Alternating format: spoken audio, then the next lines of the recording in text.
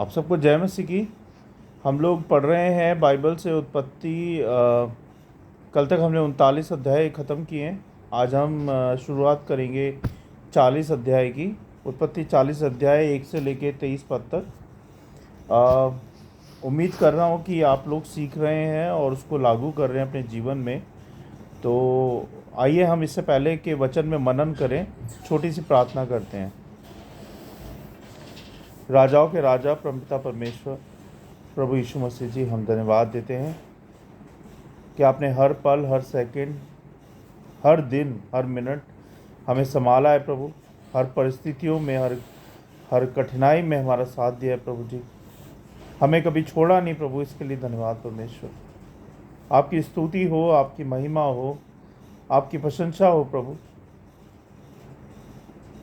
क्योंकि आप महान हैं, आप ही सत्य, आप ही महाग और आप ही जीवन है।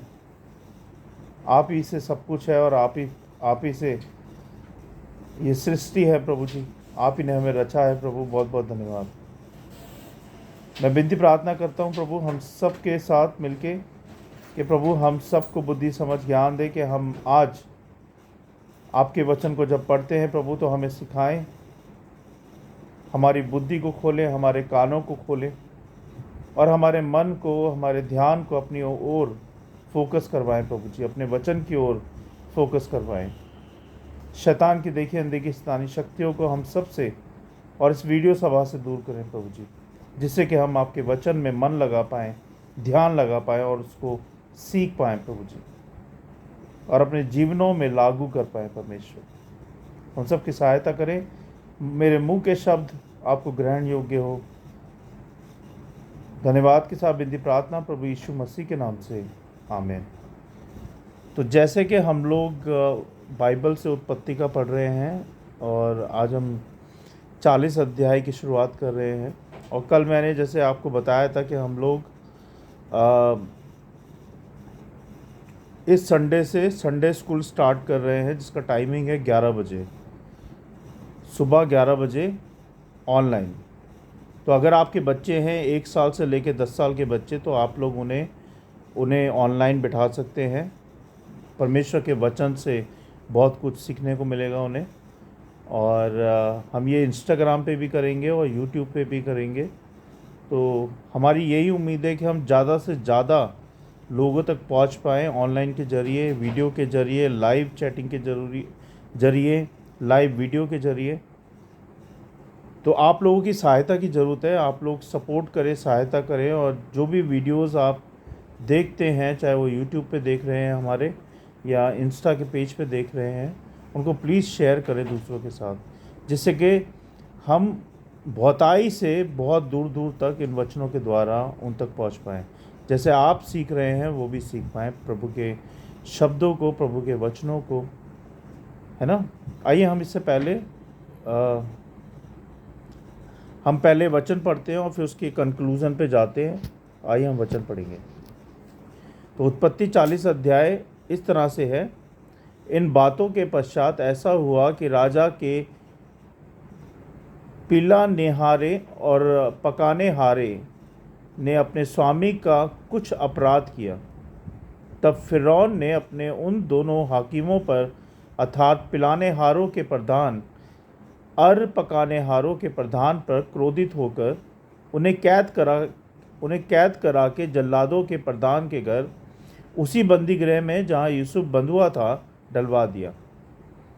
तब जल्लादों के प्रधान ने उनको यूसुफ के हाथ सौंपा और वह उनकी सेवा टहल करने लगा। सो वे कुछ दिन तक बंदी गृह में रहे। और मिस्र के राजा का पिलाने हारा और पकाने हारा, जो बंदी गृह में बंद थे, उन दोनों ने एक ही रात में अपने होनेहार के अनुसार सपना देखा। बिहान को जब यूसुफ उनके पास अंदर गया, तब उन पर दृष्टि की तो क्या देखा कि वे उदास है। उसने फिरौन के उन हाकिमों से जो उसके साथ उसके स्वामी के घर के बंदीगृह में थे, पूछा कि आज तुम्हारे मुंह क्यों उदास है। उन्होंने उससे कहा, हम दोनों ने सपना देखा है और उनके फल का बताने वाला कोई भी नहीं है। यूसुफ ने उनसे कहा, क्या सपने का फल कहना परमेश्वर का काम नहीं, मुझे अपना अपना सपना बताओ।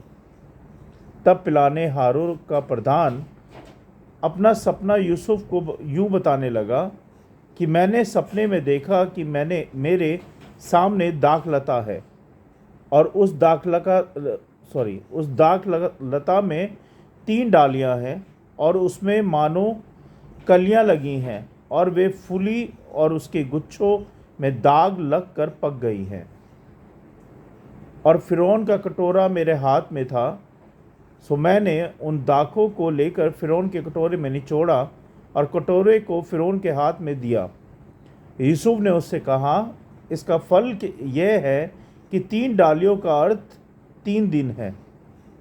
सो अब से 3 दिन के भीतर तेरा सर ऊंचा करेगा और फिर से तेरे पद पर तुझे नियुक्त करेगा और तू पहले की नाई फिरौन का पिलाने हारा होकर उसका कटोरा उसके हाथ में फिर दिया करेगा।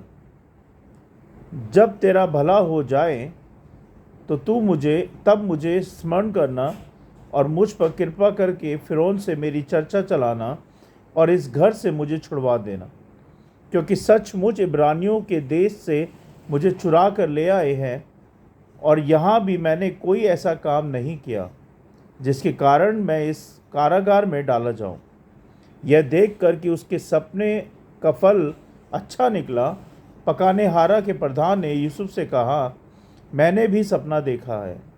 वो ये है, मैंने देखा कि मेरे सिर पर सफ़ेद रोटी की 3 टोकरियां हैं और ऊपर की टोकरी में फिरौन के लिए सब प्रकार की पकाई वस्तुएं हैं और पक्षी मेरे सिर पर की टोकरी में से उन वस्तुओं को खा रहे हैं। यूसुफ ने कहा, इसका फल ये है, 3 टोकरियों का अर्थ 3 दिन है। सो अब से 3 दिन के भीतर फिरौन तेरा सिर कटवा कर तुझे एक वृक्ष पर टंगवा देगा और पक्षी तेरे मांस को नीचे नोच नोच कर खाएंगे। इस तीसरे दिन फिरौन का जन्मदिन था। उसने अपने सब कर्मचारियों की जेवनार की और उसने पिलाने हारों के प्रधान और पकाने हारों के प्रधान दोनों को बंदीगृह में निकलवाया। और पिलाने हारों के प्रधान को तो पिलाने हारे के पद पर फिर से नियुक्त किया और वे फिरौन के हाथ में कटोरा देने लगे। पर पकाने हारों के प्रधान को उसने टंगवा दिया, जैसा कि यूसुफ ने उनके सपनों का फल उनसे कहा था। फिर भी पिलाने हारों के प्रधान ने यूसुफ को स्मरण ना रखा, परंतु उसे भूल गया। तो ये थे उत्पत्ति के पद 40 अध्याय 1 से 23 पद। परमेश्वर के वचन को पढ़े जाने और सुने जाने पर आशीष दे। आइए हम देखेंगे कि आज ये पद, ये अध्याय हमें क्या सिखाते हैं, किस बारे में बताते हैं। पहले हम इसके परिचय के बारे में बात कर लेते हैं कि 40 अध्याय में हम यूसुफ की कहानी एक महत्वपूर्ण 40 अध्याय में यूसुफ की कहानी हमें महत्वपूर्ण मोड़ पे लेके जाती है। यूसुफ जैसे उसके भाइयों ने गुलामी में यूसुफ जिसे उसके भाइयों ने गुलामी के लिए बेच दिया था, अब मिस्र में कारागार में है यूसुफ। लेकिन यहाँ भी परमेश्वर का हाथ उसके सर पे रहता है, उसके साथ रहता है। तो इस अध्याय में यूसुफ फिरौन के 2 अधिकारियों, राजा के पिलाने हारों और मसरबी और राजा के रोटी बनाने वाले भटियारे के सपने का अर्थ बताता है ना। यह अध्याय हमें ये दिखाता है कि परमेश्वर कैसे कठिन परिस्थितियों में भी अपने लोगों को आशीषित करते हैं, आशीष देते हैं और उनको उन कठिन परिस्थितियों में से निकालते हैं और उनकी योजनाओं को पूरा करने के लिए घटनाओं को एक साथ करते हैं, एक साथ समझते हैं, मतलब कि संजोते हैं, है ना। संजोते समझते होंगे आप। यूसुफ जेल में होने के बावजूद अपने विश्वास को बनाए रखता है। नहीं तो कई बार क्या होता है कि जब हमारे ऊपर दुख आते हैं, परेशानियां आती हैं, कठिनाइयां आती हैं, तो हम बोलते हैं ना कि परमेश्वर से हम इतनी प्रार्थना करते हैं, बाइबल पढ़ते हैं, चर्च जाते हैं, संगति करते हैं। हम ऐसा कोई दिन नहीं है जो जिस दिन परमेश्वर का नाम नहीं लेते, उसके बावजूद मैं जेल में क्यों हूँ, मैं दुख में क्यों हूँ, या मैं भूखा पेट क्यों हूँ, या मैंने रोटी क्यों नहीं खाई। तो ये सब जो कष्ट होते हैं, ये होते हैं हमारे पापों के कारण, परमेश्वर के कारण नहीं होते। परमेश्वर तो आपको उस परेशानी में इसलिए डालते हैं कि आप उस परेशानी से निकल के सोना बन जाओ, हीरा बन जाओ और अपना विश्वास में खड़े हो जाओ। लेकिन कई बार लोग मतलब विश्वासी परेशानियों से डर जाते हैं, परमेश्वर का नाम लेना भूल जाते हैं, बाइबल पढ़ना छोड़ देते हैं, चर्च जाना छोड़ देते हैं। कभी कभी मैं भी चर्च नहीं जाता हूँ, सच बोल रहा हूँ मैं। तो ऐसा नहीं करना चाहिए। जब परमेश्वर ने आपको चुना है, तो एक तो परमेश्वर के कार्य सबसे पहले सुसमाचार, उनका गॉस्पेल दूसरों तक पहुंचाना है, उनकी आज्ञाकारिता में चलना है, उनके वचनों को, उनकी बातों को अपने अपने जीवन में लागू करना है, और सच्चाई और ईमानदारी के साथ पवित्र रहते हुए इस धरती के ऊपर निभाना है। जैसे परमेश्वर पिता परमेश्वर ने इस धरती पे रहे और पवित्र रहे, हमें भी कोशिश करनी है रात दिन डेली कि हम पवित्र उनके समक्ष जाएं, क्योंकि वो पवित्र है तो हमें भी पवित्र बनना पड़ेगा। हम पापी हो के उनके सामने नहीं जा सकते, हमारा पवित्र होना बहुत ज़रूरी है, नहीं तो आप उनके सामने खड़े भी नहीं हो सकते। तो मैं कहाँ था, हाँ, ये अध्याय हमें ये दिखाता है कि परमेश्वर कैसे कठिन परिस्थितियों में भी अपने लोगों को आशीषित करता है और उनसे निकालता है, और उनकी योजनाओं को पूरा करने के लिए घटनाओं को संजोते हैं। जैसे कि यूसुफ जेल में होने के बावजूद अपने विश्वास को बनाए रखता है ना।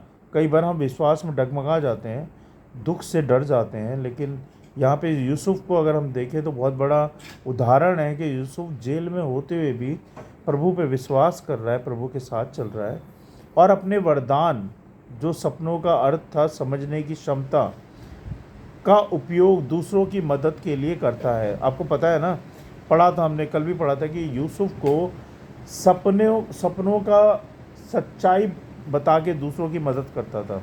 जैसे मुझे सपना आया और मैंने यूसुफ को बताया, और यूसुफ मेरे सपने का अर्थ बताता था, और उस सपने के अर्थ से लोगों को अलर्ट करता था।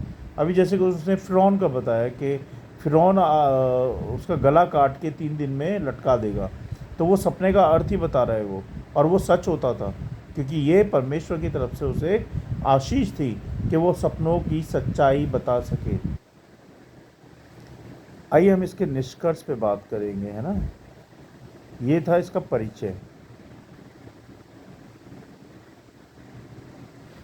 यह अध्याय हमें यह भी सिखाता है कि परमेश्वर कठिनाइयों में हमारे साथ होते हैं, और उसकी योजनाएं मनुष्य की सोच से कहीं बड़ी होती है। मतलब जो हमने नहीं भी सोचा वो परमेश्वर कर सकते हैं, यानी कि nothing impossible for a God. हमारे लिए इम्पॉसिबल है, बट गॉड के लिए कुछ भी इम्पॉसिबल नहीं है। तो अगर आप विश्वास में हो और सच्चाई से उनके साथ चल रहे हो, सच्चे मन से चल रहे हो, उनकी बातों को मान रहे हो, अपने जीवन में लागू कर रहे हो, जैसा वो बोल रहे हैं वैसा कर रहे हो, तो आपके लिए परमेश्वर के द्वार हमेशा खुले रहेंगे, आपके लिए परमेश्वर की आशीषें हमेशा खुली रहेंगी। लेकिन जहाँ आपने परमेश्वर की कोई बात नहीं मानी, ना उनका डर, ना उनका भय माना, और उनके वो क्या कहते हैं अपोजिट चले गए आप, यानी कि उनकी बातें ना मान के आपने नेगेटिव चले गए आप, तो आपको वो आशीष नहीं मिलेंगी जो आशीष के आप हकदार हो। तो इसलिए अगर आपको परमेश्वर की आशीषें चाहिए, उनका आशीर्वाद चाहिए, उनकी ब्लेसिंग्स चाहिए, तो आपको उनके साथ चलना पड़ेगा। Walk with the Jesus Christ, steps with the Jesus Christ, है ना। जैसे वो हमारे पापों के लिए मारे गए, गाड़े गए, तीसरे दिन जीवित हो गए, तो ऐसे ही हमें भी परमेश्वर की रिस्पेक्ट करनी है, उनको ऊंचा करना है, उनके नाम को ऊंचा करना है। और नाम ऊंचा कैसे होगा, जब हम उनके काम करेंगे, जो उन्होंने हमें बोला है वो हम दूसरों तक पहुंचाएंगे। डिलीवर द अदर्स, है ना। तो आप जब डिलीवर करोगे, डिलीवर क्या करना है हमें, उनकी बातें दूसरों को सिखानी है, जो उन्होंने हमें सिखाया है हमें दूसरों को सिखाना है, उनके वचनों को दूसरों के साथ शेयर करना है। तब हम आगे आज्ञाकारिता में, उनकी बातों में, उनमें बढ़ते जाएंगे। तो मैं कहाँ पे था? हाँ, परमेश्वर कठिनाइयों में भी हमारे साथ होते हैं, और ये हमेशा होते हैं। तब भी होते थे यूसुफ के ज़माने में, और अब भी होते हैं। और उसकी योजनाएं मनुष्य की सोच से कहीं बड़ी होती है, जो आपने सोचा भी नहीं है, मतलब बियॉन्ड ऑफ योर थिंकिंग। तो सोच के परे है वो। उनकी योजनाएं इतनी बड़ी हैं जो आप सोच भी नहीं सकते। यूसुफ जेल में था, लेकिन उसने हार नहीं मानी। उसने परमेश्वर में विश्वास रखा और अपने ज्ञान का उपयोग करके दूसरों की सहायता की।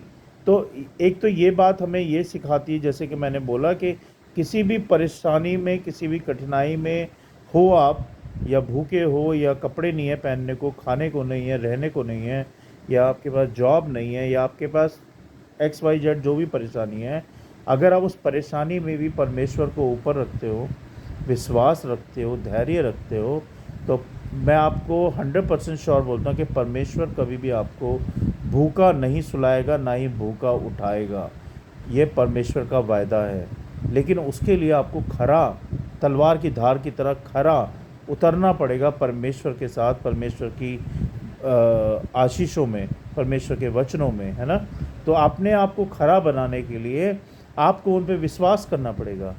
जब आप उन पर विश्वास करोगे सच्चाई से, तो वो आपको खरा करेंगे हर बात के अंदर, है ना।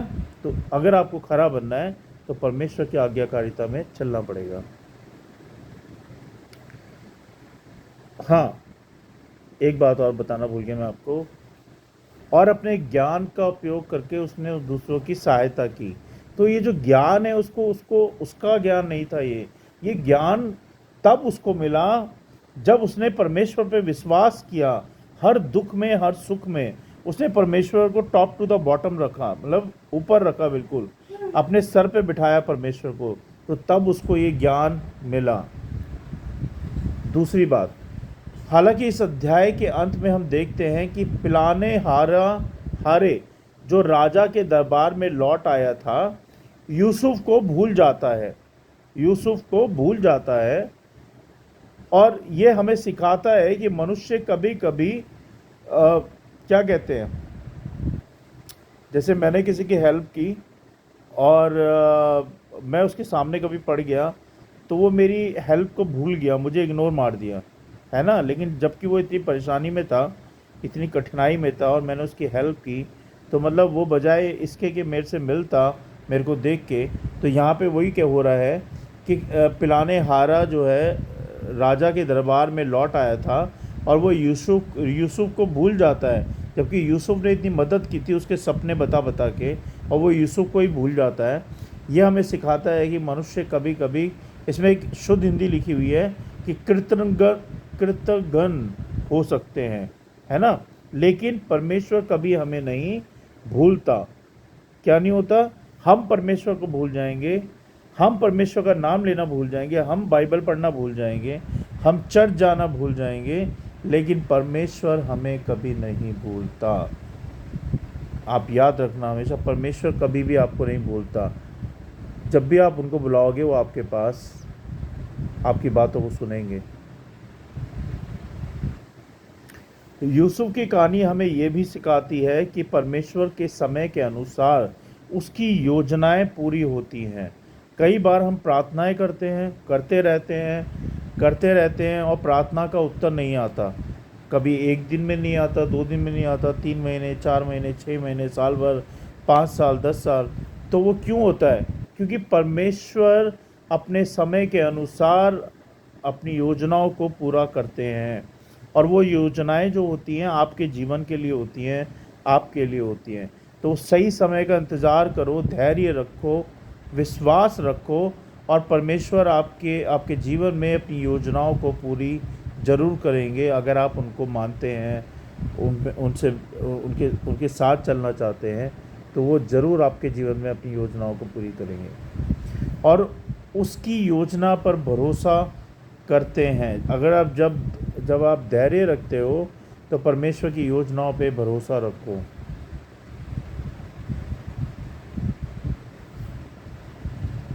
हाँ, कई बार हम सोचते हैं कि यार मैं विश्वास में चल रहा हूँ, सच्चाई में चल रहा हूँ, मैं सब कुछ कर रहा हूँ, XYZ जो भी बोलते हैं मैं कर रहा हूँ, लेकिन उसके बावजूद जो मेरे सामने वाला पड़ोसी है वो इतना अमीर क्यों है यार? वो चोरी भी करता है, वो झूठ भी बोलता है, वो विश्वासी भी नहीं है, लेकिन उसके पास गाड़ी है, बंगला है, पैसा है, बच्चे अच्छे स्कूलों में पढ़ रहे हैं, खुद गवर्नमेंट जॉब कर रहा है, इतना पैसा कैसे है यार उसके पास? ये होता है ना, आज भी होता है, ये पहले भी होता था, आज भी होता है।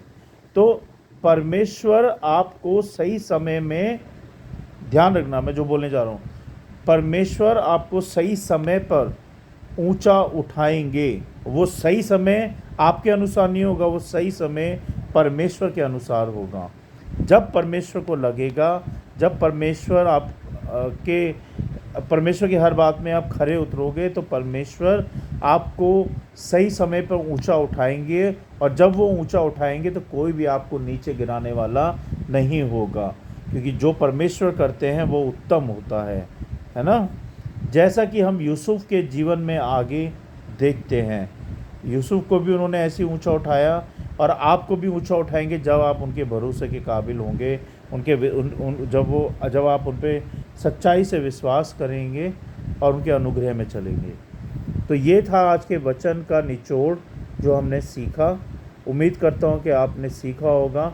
कुछ गलती हो गई हो, कुछ रह गया हो तो मुझे माफ़ कीजिएगा।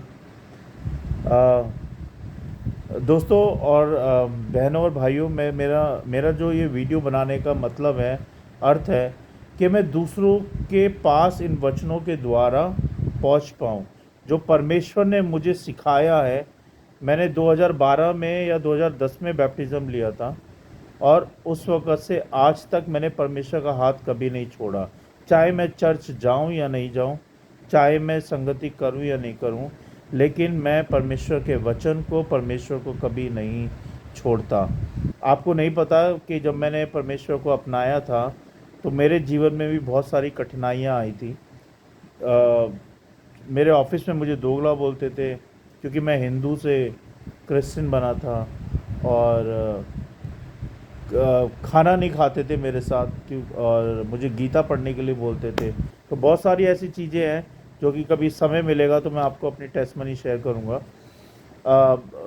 लेकिन मैंने कभी भी मैं डगमगाया नहीं। मैंने एक बार गॉस्पेल सुना, गॉस्पेल सुनने के बाद जब मैं चर्च गया, पहला दिन था कि मेरे घूस बम यानी कि रोंगटे खड़े हुए थे वचन सुनते ही, और वो दिन ऐसा लगा कि परमेश्वर ने मुझे छू लिया। उस दिन का दिन है और आज का दिन है। 2010 का टाइम था और मैंने बैप्टिज़्म लिया था, और उसके बाद से आज शायद 14-15 साल हो गए परमेश्वर में। कभी ना मैंने उनको छोड़ा, ना उन्होंने मुझे छोड़ा। मैंने बहुत गलतियाँ की हैं, बहुत पाप किए हैं, लेकिन फिर भी उन्होंने मेरा साथ नहीं छोड़ा। तो परमेश्वर का बहुत बहुत धन्यवाद हो कि उन्होंने मेरे बच्चों को, परिवार को, हम सबको संभाला है। और परमेश्वर सच्चे हैं। अगर आप उनके साथ सच्चाई से, ईमानदारी से चलोगे तो आपको परमेश्वर बहुत ऊंचा उठाएंगे। इस बात का ध्यान रखो आप, और आपको ही नहीं, आपके बच्चों को, आपके परिवारों को, आपके काम काजों को, आपके घर में आशीष बरकत मिलेगी।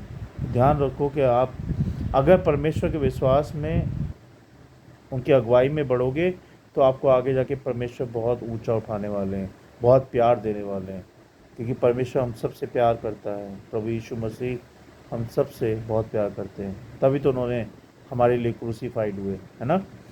आइए हम सब मिलकर प्रार्थना करेंगे।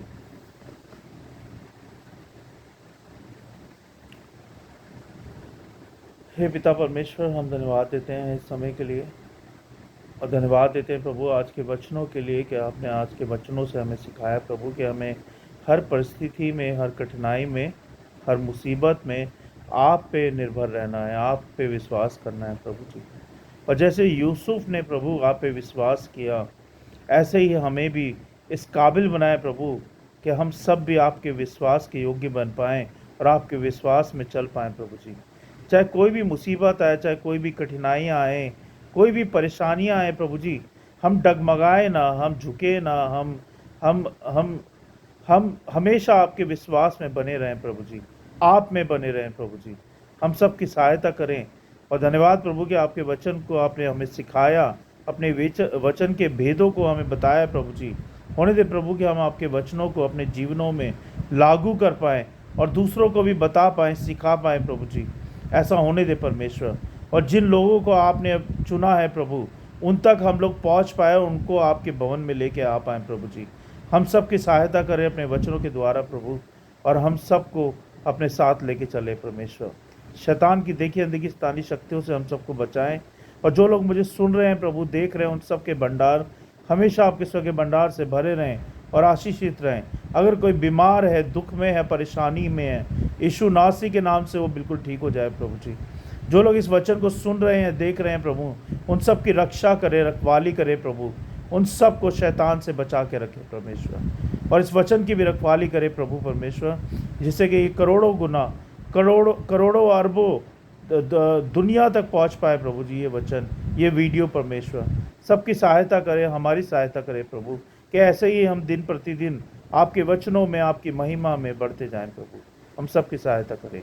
बहुत बहुत धन्यवाद प्रभु आज के दिन के लिए, सारी बातों के लिए, सारी आशीषों के लिए, और हम सबको संभालने के लिए, हम सबको खाने को, पहनने को, रहने को देने के लिए बहुत बहुत धन्यवाद प्रभु।